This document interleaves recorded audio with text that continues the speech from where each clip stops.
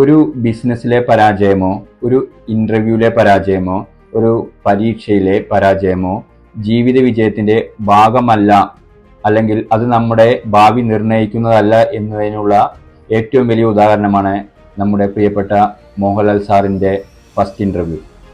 Mohanlal sir 1980 മഞ്ഞിൽ വിരിഞ്ഞ പൂക്കളിൻ്റെ ഇൻ്റർവ്യൂവിന് വരുമ്പോൾ ആ ഇൻ്റർവ്യൂ പാനലിൽ ഉണ്ടായിരുന്നത് പ്രശസ്ത സംവിധായകൻ ഫാസിലും അദ്ദേഹത്തിൻ്റെ അന്നത്തെ അസോസിയേറ്റ് ഡയറക്ടർ സിബി മലയിലും നവോദയ അപ്പച്ചൻ സാറിൻ്റെ മകൻ ജിജോ പുന്നൂസും ആയിരുന്നു.